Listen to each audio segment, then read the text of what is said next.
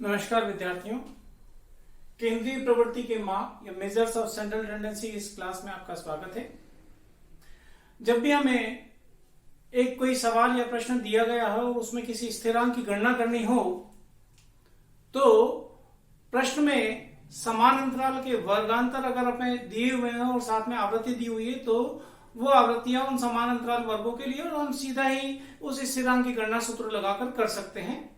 मध्य मूल्य के साथ में अगर वो आवृत्तियां दी हुई हैं तो हम मध्य मूल्य के साथ में दी गई आवृत्तियों को एज इट इज रखकर उन्हीं को आवृत्ति या एफ कहकर स्थिरांक की गणना कर सकते हैं, सूत्र का सीधा प्रयोग कर सकते हैं। परंतु अगर हमें समान अंतराल के ग्रुप नहीं दे रखे हैं, असमान अंतराल के ग्रुप दे रखे हैं तो आवृत्तियों में बदलाव करना पड़ेगा।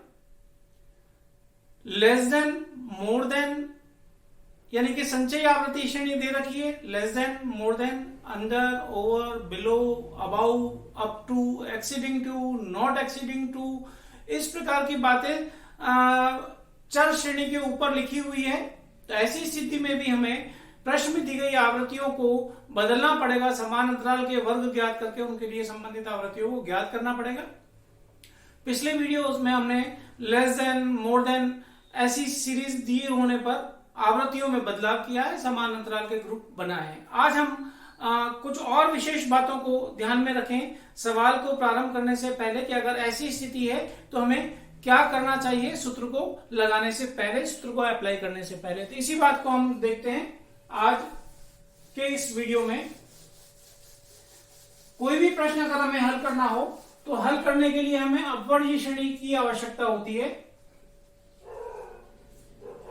अपवर्गीय मतलब एक्सक्लूसिव सीरीज। एक्सक्लूसिव सीरीज में क्या होता है विशेष बात कि जो हर ग्रुप की जो L1 और L2 दे रखी है, जैसे 0 से 10, 10 से 20, 20 से 30, तो इसमें एक विशेष बात आप पा रहे हैं कि जहां पे पहला वर्ग समाप्त होता है वहीं से दूसरा वर्ग प्रारंभ होता है, फिर दूसरा वर्ग जहां से समाप्त होता है वहीं से तीसरा वर्ग प्रारंभ होता है। यानी कि L2 of first group is equal to L1 of second group, similarly for remaining groups.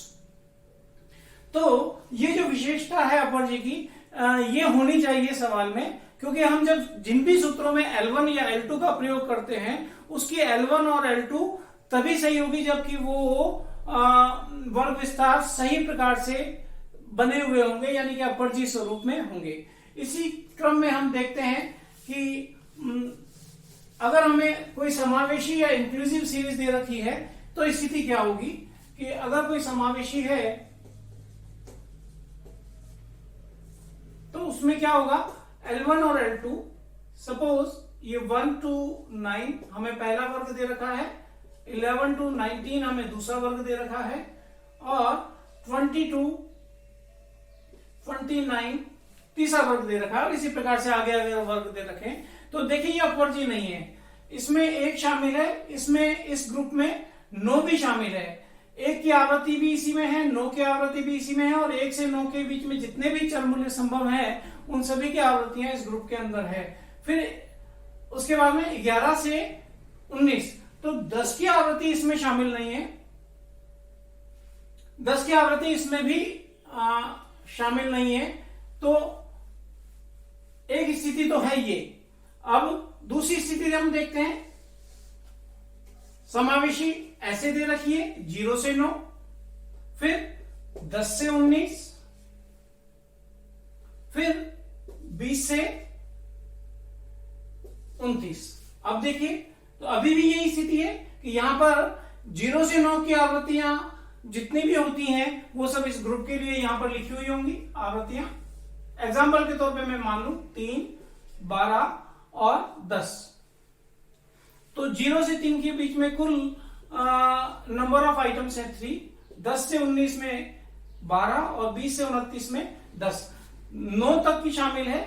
फिर अगला ग्रुप 10 से 19, 10 की आवृत्ति इस 12 में शामिल है, 10 से ऊपर के मूल्यों की आवृत्ति इस 12 में शामिल है, 19 की भी शामिल है, 19 से कम की भी शामिल है। फिर इसी प्रकार से 20 की आवृत्ति इसमें है। तो यहां पे देखिए 9 के बाद में 10 तक गैप है, 9.5, 9.7, 9.8 इनकी आवृत्तियां यहां पर नहीं है, तो ये सतत स्वरूप नहीं बन रहा। इसलिए इस समावेशी को प्रश्न हल करने के लिए अपर जी में बदलना आवश्यक है। जैसे कि अगर मैं ये कहूं कि सर्वाधिक आवृत्ति यहां पर ये 12 है और बहुलक की कैलकुलेशन करनी है तो उसमें L1 क्या कहलाएगा 10। अगर आपने गलती से सूत्र I का कंप्यूट करने के लिए लगाया L2 माइनस L1 तो L2 माइनस L1 क्या कहलाएगा 19 में से 10 को घटाना यानी कि 9 का आना। परंतु ये ठीक नहीं है, ये भी गलत है और ये भी गलत है। तो इसके लिए क्या करना पड़ेगा, हमें इसको अपवर्ती स्वरूप में बदलना पड़ेगा। अपवर्ती स्वरूप में बदलने के लिए क्या करें, ये जो अंतर है यहां से यहां तक का या फिर यहां से यहां तक का पहले और दूसरे ग्रुप का जो अंतर है वो अंतर हम ज्ञात करें। वो कितना हो गया 10 में से 9 का घटाना यानी कि 1। दूसरी स्टेप है अंतर का आप आधा करें, अंतर का आधा करें तो 1 में 2 का भाग दें तो 0.5 या 0.5। तीसरी स्टेप है कि ये जो प्रश्न में समावेशी वाली जो L1 दे रखी हैं उनमें आप इस अंतर के आधे को सब्ट्रैक्ट कर दें और L2 में ऐड कर दें इस अंतर के आधे को। तो ये क्रमशः ये जो आएंगे ये L1 और L2 आ जाएंगे अपवर्ती स्वरूप के। अपवर्ती स्वरूप में L1 और L2 आ जाएंगे। तो हम ये करें कि 0.5 को इस 0 में से माइनस करें तो माइनस 0.5 और इस 9 में ऐड करें तो ये हो जाएगा 9.5।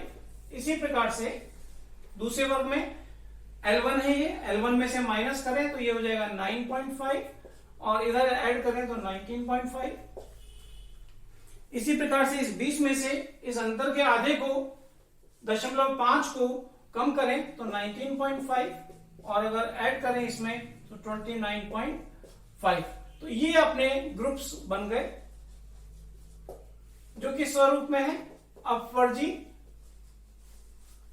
स्वरूप में है। ये इनकी L1 हर एक ग्रुप की और L2 यहां पर अवस्थित है।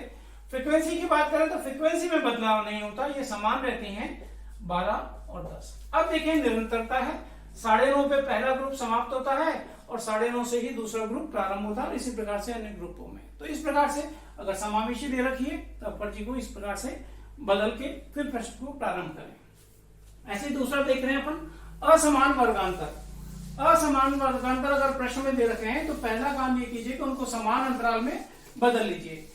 यद्यपि जब हम मध्यिका की गणना करते हैं, मीडियन की कैलकुलेशन करते हैं तो समान अंतराल में बदलना आवश्यक नहीं है, लेकिन बहुलक के लिए आवश्यक है। फिर भी अगर समान अंतराल में बदलना संभव न हो तो बहुलक की कैलकुलेशन पारस्परिक संबंध जो माध्यम में है उससे कैलकुलेशन हो सकती है, या फिर जैसी स्थिति है वैसे ही रखकर भी कैलकुलेशन किया जा सकता है। परंतु जेड के लिए बदलना अगर संभव है तो पहले समान अंतराल में बदलें। तो जैसे मैं एक एग्जांपल मान लेता हूं, 0 से 2, 2 से 5, 5 से 8, 8 से 10 और 10 से 15 मान लो ये दे रखा है। और इनकी आवृत्तियां प्रश्न में इन ग्रुप्स की आवृत्तियां दे रखी हैं 3, 4, 9, 5 और 7 मान लीजिए आवृत्तियां दे रखी हैं। तो समान अंतराल के संभव है क्या, तो इसमें अंतर कितने का है 2 का, इसमें कितने का है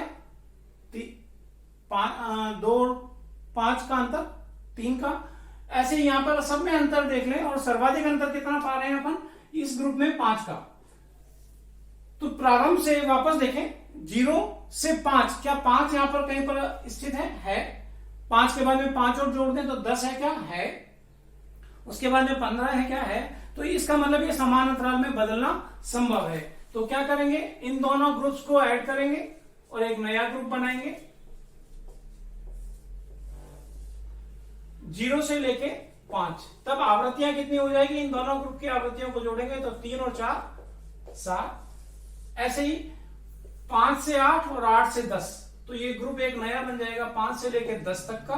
और आवृत्तियां कितनी हो जाएगी 9 + 5 14। ऐसे ही 10 से 15 तो खुद ही 5 के अंतराल पे है तो ये आवृत्तियां समान रह जाएगी। तो इस प्रकार से समान अंतराल के ग्रुप हम बनाएं। असमान अंतराल के अगर ग्रुप दे रखे हैं तो फ्रीक्वेंसी को ऐड करते हुए ग्रुप्स को ध्यान में रखते हुए सबसे बड़े अंतराल के ग्रुप को लेके उस अंतर पे सारी वैल्यूज हैं तो समान अंतराल के ग्रुप बनाया जाना संभव हो जाएगा। तो इस प्रकार से ये काम करें। अगर मध्य मूल्य अपने को प्रश्न में दे रखे हैं,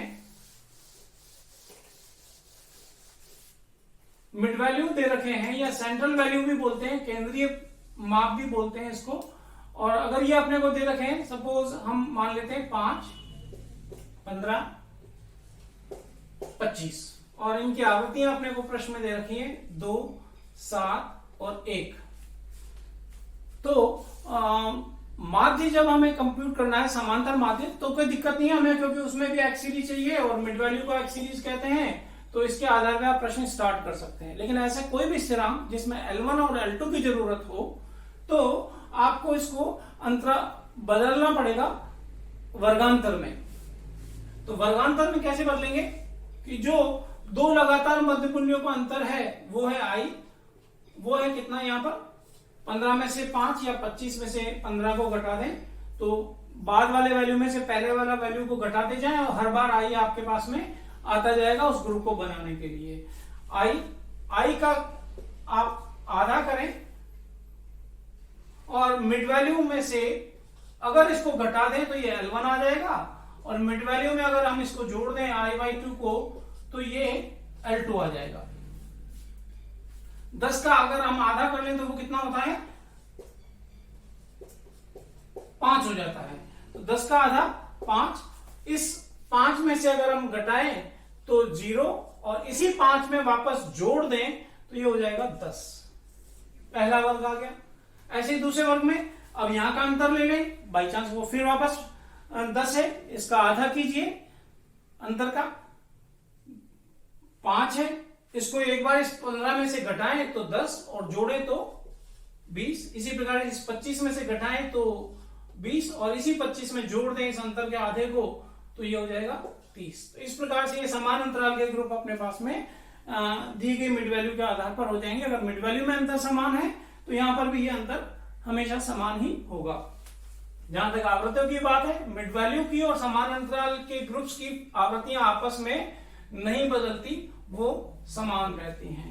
तो जिस भी सूत्र में L1 की जरूरत हो तो ये वास्तविक L1 और ये वास्तविक L2 हमारे पास में होंगे और I इनका अंतर L2 माइनस L1 से 10 लिया जा सकता है। इसी प्रकार से घनत्व परीक्षण की बात हम कर लें कि जब हम बहुलक का सवाल करते हैं, मोड का जब हम सवाल करते हैं तो ग्रुपिंग मेथड का प्रयोग करते हैं तो लास्ट में हम टेली बार के कंपटीशन करते हैं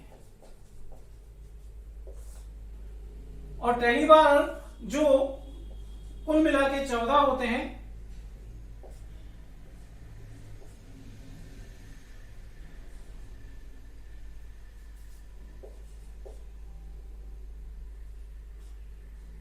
मान लो ये आते हैं तो टेली बार में हमें सर्वाधिक का चुनाव करना पड़ता है, परंतु यहां पे 2 सर्वाधिक अपने को दिख रहे हैं, है ना। यहां पे हमें 2 सर्वाधिक दिख रहे हैं तो ग्रुप कौन सा हम तय करें कि मोड ग्रुप इनके सामने वाला कौन सा हो। मैं एग्जांपल के तौर पे यहां पे मान लेता हूं कि ये 30 से 40 वाला वर्ग है और ये 40 से 50 वाला वर्ग है और इनकी जो आवृत्तियां हैं वो क्रमशः 7 और 5 हैं और इससे पहले वाले वर्ग की आवृत्ति यहां पर मान लेते हैं 1 और यहां पे मान लेते हैं 4 है। तो ऐसी स्थिति में इसका चयन करें या इसका चयन करें, यानी कि ग्रुप मोड ग्रुप ये वाला होगा या ये वाला होगा। इसके लिए हम क्या करते हैं, आवृत्ति का घनत्व परीक्षण करते हैं कि जो पहला वर्ग है 30 से 40 या दूसरा वर्ग है 40 से 50, दोनों वर्गों की हम क्या करते हैं,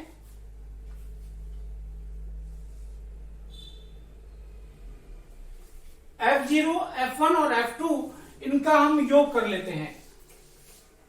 30 से 40 इधर ले लेते हैं इसको और 40 से 50। अगर ये वर्ग है या ये वर्ग है, इनकी F0, F1 और F2 ले लेते हैं। तो अगर ये वाला वर्ग है माना जाए इस 5 के आधार पर, तो F1 है कितनी 7, F0 है 1 और F2 है 7 के बाद 5। तो इस प्रकार से इस वर्ग के होने पर कुल आवृत्तियां इन तीनों का ही हो गए 13। और अगर मान लो सेकंड वाला ग्रुप अगर इस 5 के आधार पर चयन किया जाए उसका, तो ऐसी स्थिति में इसके सामने वाली जो आवृत्ति है वो F1, उससे पहले वाली F0 और बाद वाली F2 हो जाएगी। तो ये क्रमशः हो जाएंगे यहाँ पे 7, 5 और 4, 16। तो इन दोनों में से जो योग आया है इन आवृत्तियों का, इन दोनों में से जो ज्यादा है के आधार पर बहुलक वर्ग का निर्धारण होगा और ये हमारा मोड ग्रुप कहलाएगा। जबकि आप देखें कि अगर हम निरीक्षण रीति का प्रयोग करें तो सर्वाधिक आवृत्ति वाला वर्ग बहुलक वर्ग होना चाहिए, तो 7 के सामने वाला वर्ग होना चाहिए बहुलक वर्ग, परंतु कौन सा वर्ग हो रहा है इसके बाद वाला 40 से 50 वाला। तो फ्रीक्वेंसी डेंसिटी टेस्ट की आवश्यकता हमें होती है जबकि सर्वाधिक आवृत्ति के ठीक पास में एक तरफ तो उसकी नियरेस्ट वैल्यू हो और दूसरी तरफ बहुत छोटी वैल्यू हो। यहां पे भी आप देख रहे हैं 7 के पास में इसके 5 वैल्यू जो इसके आसपास की है, लेकिन उसकी दूसरी तरफ बहुत छोटी वैल्यू है। तो ये तराजू की तरह है, तो भाग इस साइड में हो गया तो ये शिफ्ट हो गया, यहां से ग्रुप इससे इसकी जगह पर यहां पर ये बन गया। तो इस बात को ध्यान में रखते हुए फिर बहुलक के आगे सूत्र के आधार पर गणना करें इस ग्रुप को तय करके। ऐसे ही सममित और असममित बंटन की बात करें और पारस्परिक संबंधों की बात कर लें माध्यों के मध्य। तो अगर सममित बंटन है तो इसकी आवृत्तियां जो मैं केवल फ्रीक्वेंसी लिख रहा हूं यहां पर 1, 3, 5, 3, 1। तो ये फ्रीक्वेंसी क्या है, जिस क्रम से बढ़ी है 5 तक आई है ठीक उसी क्रम से घटी है। 5 के आसपास देखिए इधर कितना है 3, 3, फिर 5 के इधर देखिए 1, 1। तो इस प्रकार की आवृत्तियों का अगर हम बंटन बनाएंगे तो ये एक घंटीनुमा बेल शेप्ड बंटन अपने पास में आ जाएगा। ये इस प्रकार से सममित बंटन में ये खासियत होती है। ऐसी स्थिति में क्या होगा कि x बार बराबर m बराबर z, ठीक सेंटर में यहाँ पे z होता है, माने हाईएस्ट यहाँ पर है, सर्वाधिक आवृत्तियों का जमाव यहाँ पर है इसलिए z यहाँ पर होता है। और सममित बंटन में 3 जो माध्य हैं, 2 तो पोजिशनल वैल्यू है यहाँ पर ये दोनों, और ये एक समांतर माध्य है। तो इन तीनों की वैल्यू हमेशा बराबर हो जाएगी इस प्रकार के प्रश्नों में। अगर बंटन असममित है, असममित असिमेट्रिकल, सममित सिमेट्रिकल, इसको विषम बंटन भी बोलते हैं। अगर बंटन असममित है तो फ्रीक्वेंसी ऐसी नहीं होंगी, इसके अलावा किसी भी तरीके से फ्रीक्वेंसी बटी हुई हो तो वो बंटन हमेशा असममित होगा। ऐसा हो सकता है कि प्रारंभ में फ्रीक्वेंसियां धीरे धीरे छोटी छोटी हो, एकदम बड़े और फिर वो एकदम से भी कम हो जाएं। ऐसा भी हो सकता है कि शुरुआत में फ्रीक्वेंसी बहुत बड़ी वाली पहले आ जाए और बाद में धीरे धीरे धीरे धीरे ये फ्रीक्वेंसी वैल्यूज कम होती चली जाएं। तो दोनों में से किसी भी प्रकार का बंटन हमारे सामने हो सकता है। अगर हम बंटन की बात करें तो ये बंटन असममित बंटन है, क्योंकि फ्रीक्वेंसी अगर इस प्रकार से होती तो शेप ऐसा बनता कर्व का, परंतु फ्रीक्वेंसी ऐसी नहीं होने पर या तो ऐसा या ऐसा बनेगा कर्व। तो यहां पे अगर हम बात कर लें पहले वाले बंटन की, तो ऐसी स्थिति में x बार का जो वैल्यू होगा वो उससे m बड़ा होगा और m के वैल्यू से z बड़ा होगा, क्योंकि z सर्वाधिक के यहां पर अवस्थित होगा z। और अगर इस प्रकार का शेप लेती हैं तो z चूंकि यहां पर है तो हम बोलेंगे z m और x बार का वैल्यू सबसे ज्यादा होगा, m का वैल्यू उससे कम होगा और z का वैल्यू उससे कम होगा, क्योंकि ये x एक्सिस है, x सबसे पहले है z, फिर है m, फिर है x बार, और यहां पर क्या है, बाद में z है, उससे पहले m है, उससे पहले x बार है। तो ये तो पारस्परिक संबंध इस प्रकार से होगा, पर एग्जैक्टली अगर हमें कैलकुलेशन करना पड़े तो हम सममित बंटन में जैसे बोलते हैं ये तीनों में ये संबंध है, तो असममित बंटन में जब हम संबंध की बात करें तो x bar minus Z is equal to 3x bar minus m। ये संबंध होता है असममित बंटन में, x बार m और z में, माध्यम, मध्यिका और बहुलक में ये संबंध असममित बंटन है। तो प्रश्न में अगर हमें असममित बंटन दे रखा है, यानी कि इस प्रकार की आवृत्तियां नहीं है, मैं आवृत्ति को एक एग्जांपल और ले लेता हूं, 1 3 5 4 2। तो ये ऐसी नहीं है कि ठीक आसपास समान वैल्यू से जिस क्रम से बढ़े उसी क्रम से गिरे, ऐसा नहीं है। तो ये भी असममित बंटन है, और इसके अलावा ऐसा नहीं है तो वो सारे बंटन असममित ही कहलाएंगे, विषम ही कहलाएंगे। ऐसी स्थिति में जब हम पहली वाली स्थिति में बात करें तो ये विषम, ऋणात्मक विषमता इसमें अवस्थित है और इसमें धनात्मक विषमता अवस्थित है। परंतु कैसी भी स्थिति हो, इनमें आपस में जो संबंध है माध्यम में वो x bar minus Z is equal to 3 within bracket x bar minus m होता है। तो इन बातों को ध्यान में रखते हुए हमें सवाल में सूत्र का प्रयोग करने से पहले ध्यान रख लेना चाहिए कि सवाल में क्या बदलाव की आवश्यकता है। अगर हाँ, तो अकॉर्डिंगली फ्रीक्वेंसी में या ग्रुप्स में बदलाव करें और उसके बाद में सूत्र का प्रयोग करके सही वैल्यूज, सही स्थिरांक ज्ञात करें। धन्यवाद।